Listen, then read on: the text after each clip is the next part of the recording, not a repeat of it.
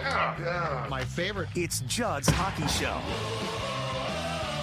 And it is Judd's Hockey Show, the Wednesday edition, which means that it is not two people, it is three people. We're skating at full strength.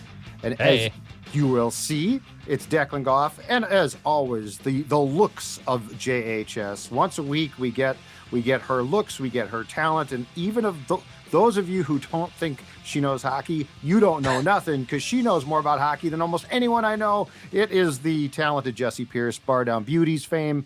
Check out that podcast. That's fantastic. And also her written work, NHL.com. She covers the Wild and is continually tweeting about their line combinations and writing about that team as well. All right, let's do it. Let's get to the question. Jessie, we'll start with you. But the Wild, which a week ago looked woeful, and then on Thursday was absolutely awful against Tampa Bay, has now won 4 of 5 in 3 consecutive games. So here's the question. Are you buying what the Wild is now currently selling? No. I predicted this to happen. Absolutely not. I overlooked that Islanders game even. I was like, this is not the Minnesota Wild team that we've come to know and expect. And right now you look at this schedule heading into the All-Star break. On paper, it's very favorable. They should beat these teams. This is not the Washington Capitals of years past, right? This is an old, out to the pasture type of squad that is struggling. So yes, beat them. Then you're going up against Nashville. Huge game against Nashville, who's kind of in a similar position with the Minnesota Wild, except Nashville does have more talent. So that's going to be a very telling game. But even if they beat Nashville, they're going to go and beat Anaheim on Hockey Day, because they don't lose on Hockey Day, and Anaheim is hot garbage. So I think even if they prattle off wins for the next week, don't get your hopes up thinking oh, see, this team, the tides have changed. They're much better now that they're healthy and yada, yada. It's just going to be another way to break your heart. They're going to get you up here on top of that roller coaster before plummeting back down to reality and earth. And that's not being necessarily mean, even though I recognize that came off very mean. It's just the reality of who this Minnesota Wild squad is. And look, wins against Carolina's nice. Wins against Florida, nice. Those are really good teams in the East. So I probably take more encouragement in those wins, but also look at how you won. You had to win in a track meet, right? You had to win 6-4 against Florida. You had to win 5-2 against the Hurricanes. And hey, maybe this offense is finally starting to work. I mean, they have 5 goals, at least 5 goals in these 4 wins that they've kind of stacked in their last 5 games. But unless this offensive explosion continues, which I don't see it being sustainable, no, I can't buy those stocks. I'm going to ride out the investments when the markets close at 5. I'm just going to be hoping that I'm up for the day, but I'm not selling or buying the stock. I'm just going to ride this out and see where it takes me for now. I'm with both of you guys, though. I'm not buying this, but here's my concern. Is this going to be, because we all heard, I think a week and a half ago now, Bill Guerin talking about, well, we'll do something if we have to, but I think this team can win. And the locker room heard that. And now they've rallied around. My concern is if this keeps up, and Jesse's right, they play the Ducks on Saturday. They have 10 days off. They come back, and I think they play the Blackhawks, who are absolutely a dumpster fire. They're terrible. So if they do get some momentum going into March, is this going to mean that they're going to make, and this is my fear, an ill-advised move? They're going to try to get help. They're not going to try and trade assets. And I feel foolish here, because one of the reasons why I don't buy in, and I told AJ this last night on the show that we did after the game, one of the reasons why is the Vikings. The Vikings, right? They start to get hot, and then it's oh my goodness, and Josh Dobbs is playing well, and maybe they can. And I bought into that too. And so that's my thing is, are you really going to leave yourself in purgatory? And I think it's so fitting that currently both of these teams are out of the playoffs, but they're tied in points, that they're tied with Calgary. Because the Calgary Flames and the Wild are the same middle feeding, always good enough to give you enough hope that you're not dumping, but not good enough to actually win significant games. So this actually, one, I'm with both of you. I'm not buying. But 2, it concerns me, because I think Bill is going to look at this. Bill Guerin is going to look at this potentially and be like, oh, whoa, hold on a second. This is us. This is what we can do. And let's say they do make the playoffs. I got no hope. They're going to be one and done again. This to me could be the worst possible thing if it keeps up. Here's a thought that's been percolating around in my brain because it seems and feels like a very, very Minnesota thing to do. And it wouldn't necessarily require assets. And I think it's affordable now with Jared Spurgeon on LTIR. Phil Kessel is still homeless without a team, you boy. guys, right? Doesn't that just feel like a very Minnesota thing to do? Bill Guerin's familiar with him. Obviously, the whole league is familiar with him. He's got that veteran presence. Dude loves his beers and hot dogs. Like, it just feels like, you know what, they're going to look at, come January, February, once they come out of February here, say, you know what we need? We need a Phil Kessel because we're going to make a run, and that's what Phil can do. Oh my God. I just threw that scary at you, huh? Yeah. Oh my, that's a curveball. Because I know that there are some people around the league surprised that like the Blackhawks after Corey Perry flamed out there didn't go and get him. I haven't thought about him as a fit here potentially, but yeah, it does. If Bill Guerin likes him, and that I don't know because Bill Guerin was in Pittsburgh when Phil was. So you're right, Jesse. Ooh, that's a hot, steaming take of potential there. Declan, your thoughts on Phil Kessel? I'm more scared than ever with now. that one. I will say, I don't though, like it, but all right, I don't, cheeseburger, hot dog, Phil, like, love him, okay? The only thing that would intrigue me in that is you're not trading for him. You're just signing him off the street, right? Yep. And I don't know what shape he's in. I don't know if he can play. But this would be, I would have a hard no if it's like, hey, do you want to float a 6th-round pick to the Vegas Golden Knights if Phil Kessel, is still there? So I'm not completely out on that because he's just sitting on his biscuit and you're just going to be paying him probably league minimum salary to do so.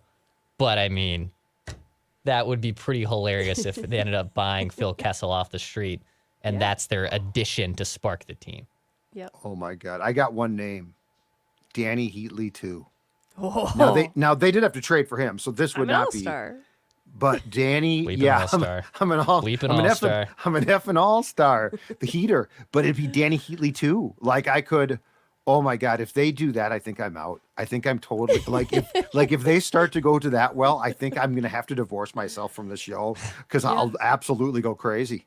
It's just been stirring in my mind. Like, don't think it. I'm like, it just feels like it's right there. It's ripe for the Minnesota Wild taking. Like, hey, he's got connections to Minnesota. We love that. You love you some Phil Kessel. Everyone here in Minnesota loves him. Like, I could see it. And he's an American hockey kid who Hines and Guerin love. Oh my God, It's right there. Oh, It's moved into the middle lane now. Oh my God, that's great, Jess. That's great reckless speculation on a Wednesday. Because I didn't tie this together, but you're right with Hines and with Guerin, and now Phil turned down a trade here when Fenton tried to get him, but that was way back when he actually had value. Options. So if a team comes to him and says we'll pay you, my guess is he comes back. I want to talk to you about a performance I saw last night that I actually thought was great. And it's another thing that drives me crazy. So help me out. Talk me off the ledge on this one. Our guy JoJo, Marcus Johansson, okay? Former team, going against a former team. We saw the Marcus Johansson that we saw when he was in the last year of his contract, and I believe was traded from the Capitals to the Wild last season. I thought we saw that guy last night. Silky smooth, clear, tons of talent. How on earth, Jesse, do you think he does not apply himself like that? I'm not asking for every night, but more often.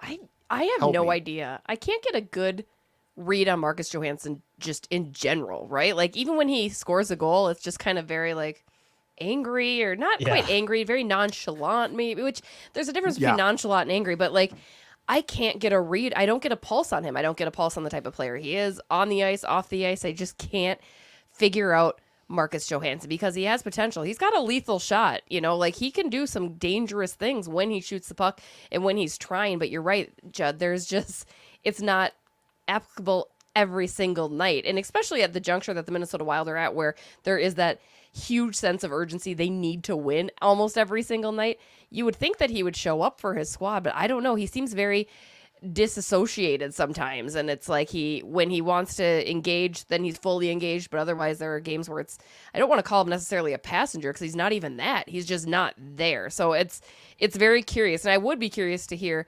what the conversations between him and John Hines might look like, because I know John Hines has said he's had to call out a couple players and have some one-on-ones, and I would like to think Marcus Johansson is one of those guys, and hopefully he starts responding, because there's just, you need that consistency from him every single night while the Wild try to eat up some points. Yeah, Jesse kind of summed it up where I just don't know if this guy enjoys playing hockey.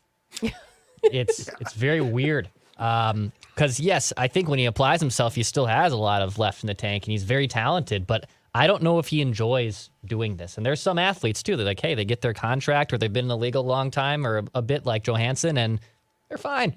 They're making millions of dollars. They have a comfortable lifestyle. They know where they fit on the team.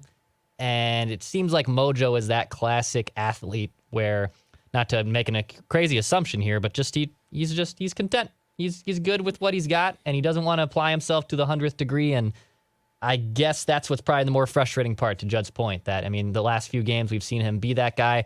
The second edition, when they traded for him this time last year, that was more of the player they wanted to see instead of the first edition they got of him. But yeah, I just don't know if he really cares about playing hockey.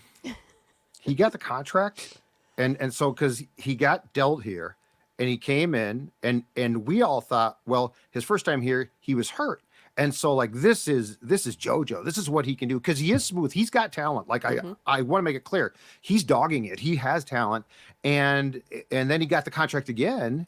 And what ticked me off last night, especially you guys, was this: it was the Capitals. So he was going to show them, and he did. And it's like, oh, dude, this is what you can do. But this team's not talented or deep enough, Jesse, to what your point is, to have a guy do this. Like, if you've got that talent, this team needs you. Everyone on this team needs to play their role correctly. And extended time off of, well, so-and-so will pick up the slack, ain't going to cut it. And so if you're really going to make a playoff run, like if you are going to make a shot, and it's going to be tough still, but if you're going to make a shot at a playoff spot, everyone who needs to do their job specifically needs to do it every night. And like Eriksson Ek does, Foligno of late, I think, has been a monster. Mm-hmm. He's been great, but you can't have anybody shirk their responsibility. And starting with Johansson, he seems to me to be a number one first-class shirker. Yeah. No, I completely have nothing in addition to add about that. I do like the Foligno shout-out, though, because I've noticed that, too. He's kind of, after I tried to trade him away numerous times, he's doing all right for himself. He'd get you something, but because he'd get you something back for sure. Right. Yeah. Because he does have, but yes, he and I don't know why it seems odd, but I think that there's enough evidence of this now to say it for sure. For whatever reason, when he plays with Ek, he's a different player. Mm-hmm. Foligno and Ek, for a long time, it's like, well, it's the whole Grief line. Well, yeah. Jordan Greenway, I don't care where he's playing. He can play in Buffalo. He can play in Saskatoon. But it's been a beef line. It's been a number of different lines, right? Yeah, but like Ek, Foligno, and Boldy, it's sort of like, and I don't know how, but it's sort of like Foligno feeds off X, who just works his ass off, and he almost feeds off that. So not to say that Marcus is not a good player ordinarily, but I am saying I think that his value kicks up significantly when Eriksson Ek, as opposed to somebody else, is his center. I think that's probably fair. I think, and I mean, we've talked about other players doing that for each other, right? I think Eriksson Ek brings that out of a lot of players. The way that he plays and grinds. I mean, we saw it again last night. I mean, he's been one of the most consistent players for the Minnesota Wild this year. No question about it, right? And we all know what an impact he can make on this team when he's going. You saw when he's not with the team in the playoffs. I mean, imagine the difference if Jules Eriksson Ek was a part of that playoffs against the Dallas Stars last year. But I think it's X net front presence, the way he uses his body, but then also utilizes the skill set that he has too, beyond just that, the physical presence. I think it gets guys like Foligno especially. He loves having that adrenaline going. He loves that physical aspect of the game, and that's why it's kind of his bread and butter. But watching Ek go down there and just kind of be that menace that he is around the net, I think gets Foligno even more jacked to like do a thing or two that maybe he's even out of his wheel set. So it's interesting. It's fun to watch. Yeah, he's been the brightest spot of this entire season, in my opinion. This has been obviously a pretty disappointing year for the Wild, and Kirill's taken a while to get going, and goaltending has regressed, and they got to injuries, and they fired a coach, and throughout all of that, Joel Eriksson Ek has been their best player by a mile. on pace for a 35-goal season. He continues to blossom offensively. You know, when he first started to get his footing in the NHL, we really liked it. Oh, this is going to be a good defensive pest type of guy and might not bring the offensive ability that you would hope, but he's going to be a reliable player in your lineup. I mean, guys, he's on pace for a 35-goal season after another really good offensive campaign last year that got cut short because of injury. And I agree with Jesse. I think that playoff series looks completely different with a healthy version of him. And yeah, he has been without a doubt the MVP of this team. And I don't think anyone really would fight me too much on that take as well. He's the poster child, I think, for why patience, especially in this sport in particular, is so key.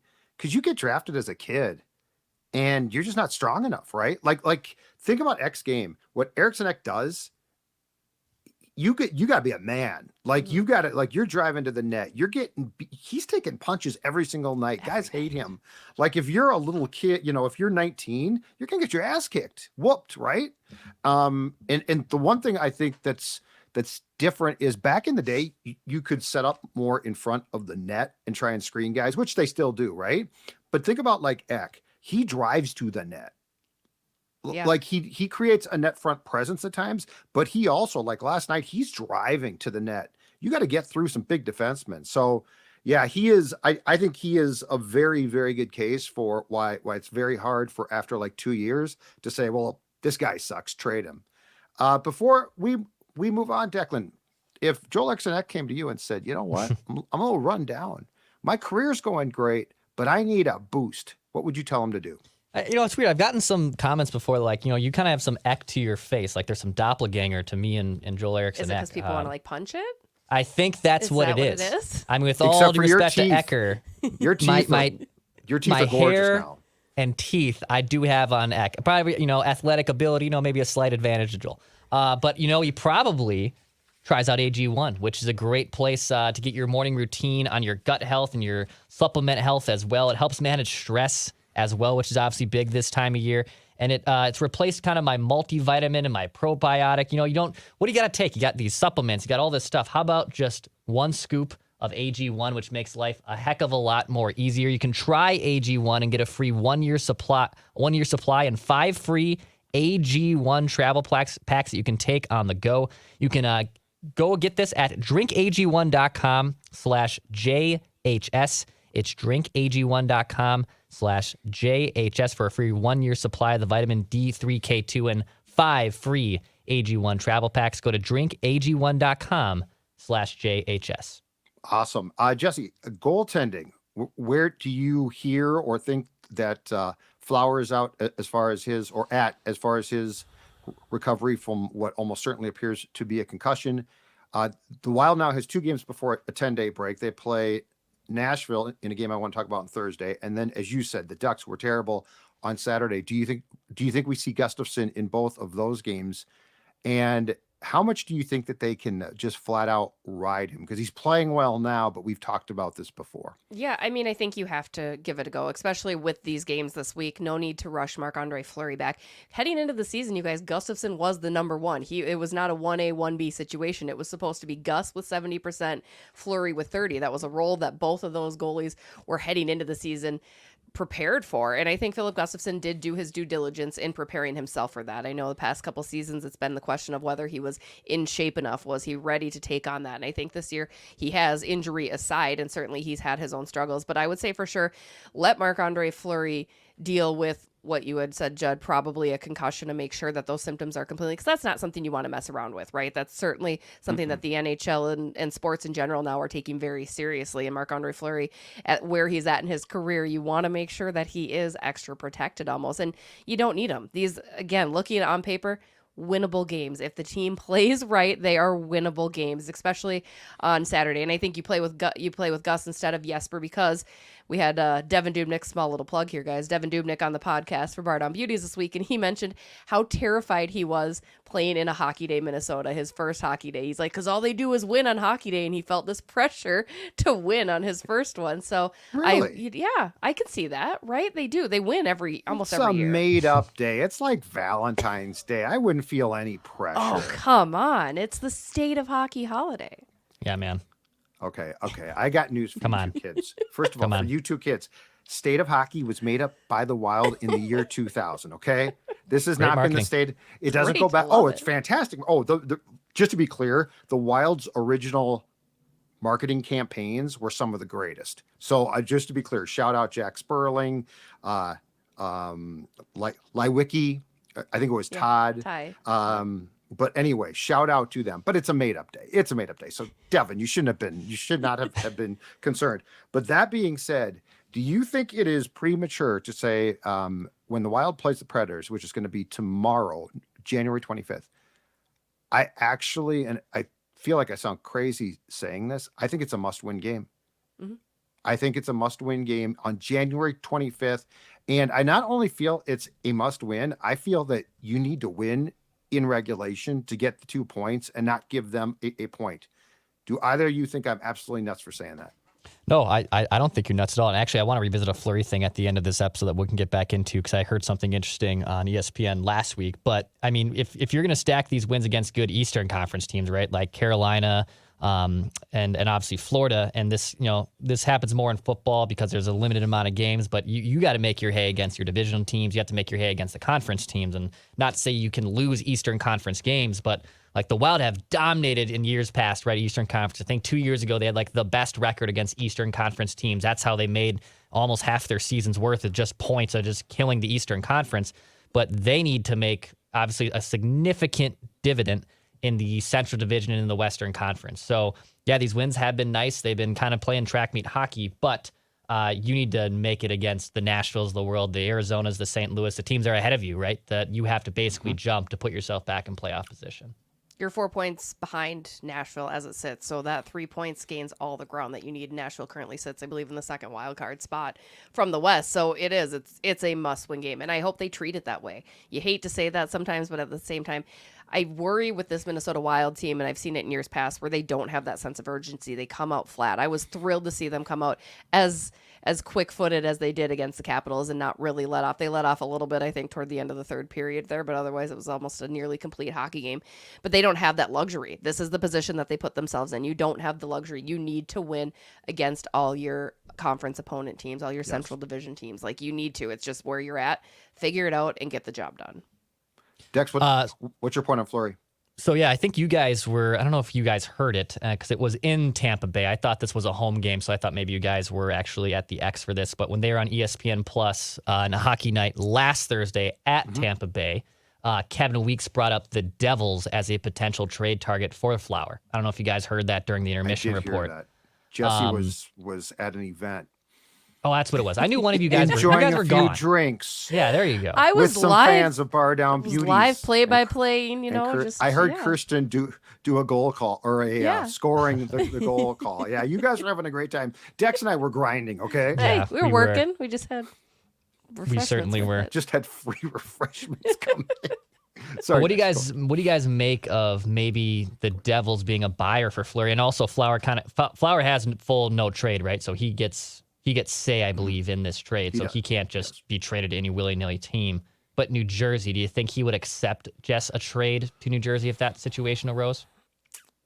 It's really tough to say, I think. I mean, I think you look at Marc-Andre Fleury, the competitor, and yeah, he wants the opportunity to win another Stanley Cup, and goaltending is kind of maybe the one thing standing in the New Jersey Devils' way from being a really strong, solid team. They have a lot of the other pieces put together. For some reason, I don't like the fit.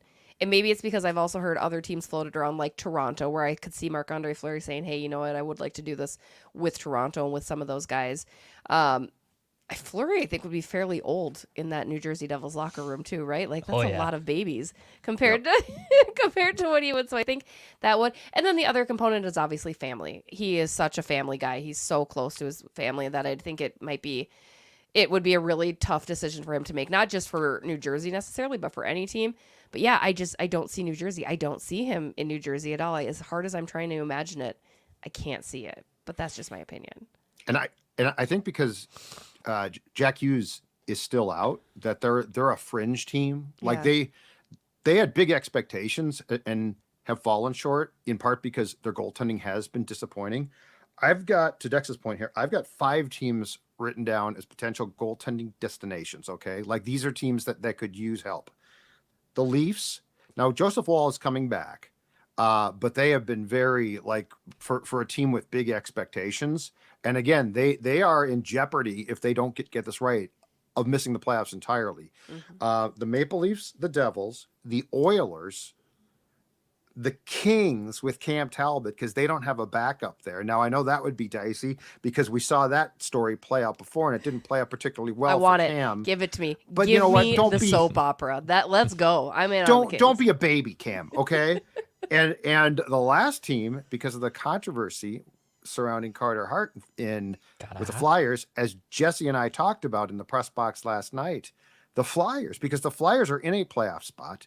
The Flyers, and I mean, this has the potential to derail them because Hart's been great.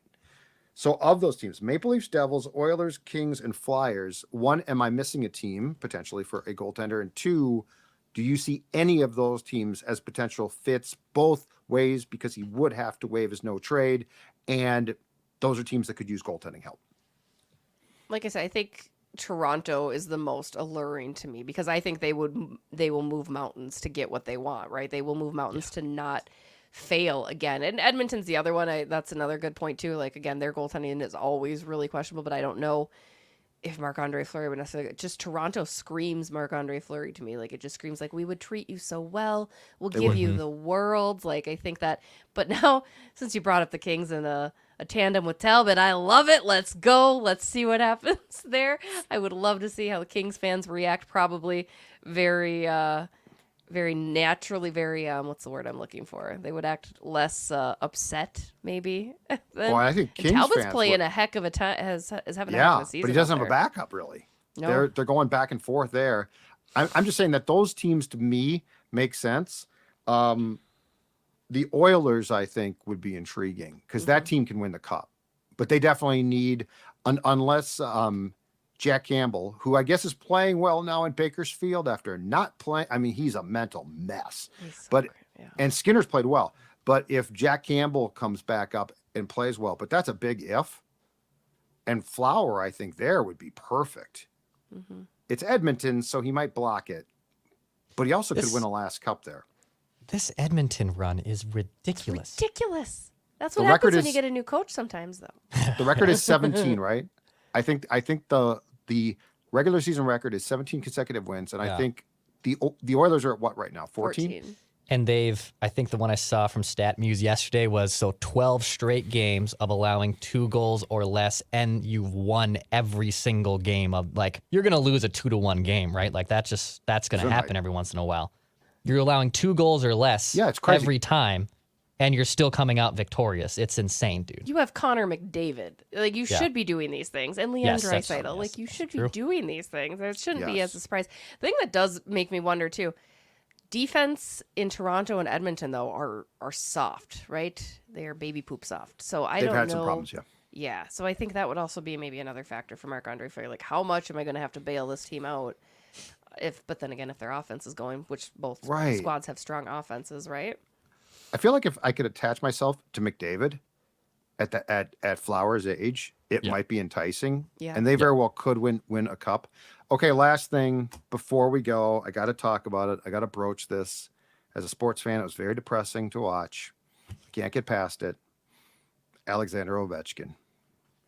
Number one, how is he going to get the 60-plus goals that he needs to pass Gretzky? And by the way, he's going to stick around until he gets that. This league is not going to allow him to walk away from that. And Jess, you were there too, so we'll start with you. But what was your feeling in watching this player who's come into the X and dominated hat tricks? I mean, just freaking unbelievable. He was, I think it's kind to call him a shell of his former self, what we saw last night. In 2006, I was baptized into the religion that I dubbed Ovechkinism. I added that onto my religion officially on Facebook because that was what we all did. I have loved watching Alex Ovechkin my entire life. Like, he was the reason that I got even more into hockey. Because it's not that he just has this phenomenal skill set. It's the way that he just grinds. It's a very Russian mentality, right? We talked about Kirill Kaprizov kind of having that similar thing. Like, he's a physical dude, too. And that's why I've always kind of, in the Crosby versus Ovechkin era, I was Ovechkin all the way. I just loved the style of play he has. it was so hard to watch. Like, for him to not get a point last night against the Minnesota Wild was just astonishing.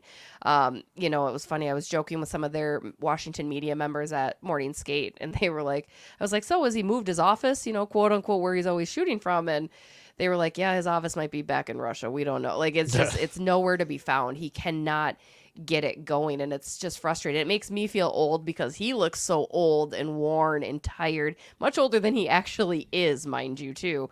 It means an end of an era. I would be curious to see what it means for his future too, though, because he is a competitor, so I don't think he wants How's to he going to get the give record, up. though? He can't. Yeah, He's not going to give up. he has 8 goals. He has 8 goals this No. year. Tough know. go. I believe first time ever, right? He did not record a point in the Yeah. Xcel Energy Center. Yep. He has had at least 1 point. He has, and obviously the Caps don't play the Wild a ton, 23 career games, 37 points against the Wild in his career. So he has dominated every time he's come here. But yeah, I don't know. Maybe he just power plays and face-off specialist guy that just sits at the top of the circle in offensive face-offs. I don't know. I don't know what you're going to do here. He can't get the shot off. And Declan, that power play now is atrocious. It's like 27th in the entire league. That league, and the problem is, and this is what I'm curious to see how long the Capitals can do this. The problem is the Capitals are playing him as if he's still a star, and he's doing nothing, and he's taking away from the team. And that's not to talk about the other old men on the team. Our guy TJ Oshie looks about 1,000 years old too, but Ovechkin, it's just to what she's saying. It's so sad to watch. I'm sorry, as a sports fan, like he would score those rockets, right? At the X, those power play rockets. And I'm sorry, but I would smile. I'd be like, oh my God, there's that shot, right? It's Like, so because you pretty. saw it on TV. It's like when you're a kid and you see it in person and you're like, oh my God, is that awesome? I don't know what the answer is, but I got a feeling, unless there's just something wrong that we find out, I got a feeling this is going to be absolutely beyond painful, and that sucks. I mean, and the Washington Capitals need to figure out themselves in general. They have a lot of old men. You mentioned TJ Oshie, Backstrom, who's obviously hurt, but I mean, they've got a lot. Tom Wilson's not that young, I don't think. Like, it's kind of that old team. It's very much them and Pittsburgh are hitting that kind of riding into the sunset era, and we're seeing that in the way that they're performing. And it's kind of telling how poor the Washington Capitals do offensively. I think they've only scored like 106 goals total this year, which is also 27th in the league or something near the bottom. And that's in large part due to not getting the production that they're used to from Alex Ovechkin. And I think he started out a little bit slow last year, right? And then came hot and like rode the rest of the year and did his thing. It's getting a little late to be leaning on that. So it's a bummer. I still am tried and true to my religion of Alex Ovechkinism. I encourage you all to join that church. It was a fun one. We had a good ride, but we might be drinking some like beer Kool-Aid at the consumption? end. Yeah, there could be beer consumption. I was going to say the Ovechkin church is Stanley Cup keg stands Yeah. and just shotgunning beers. Yeah. Doing a lot of cool stuff on the ice, too, probably. Maybe wearing right. tinted visors. That's what he needs to bring back. Okay, great stuff, guys. We will regroup next week. We will figure out something to talk about because the stupid bye leads into the stupid All-Star break. So the Wild basically is done playing for 10 days on Saturday, but we will see you next week. Jesse, Declan, Judd, bye.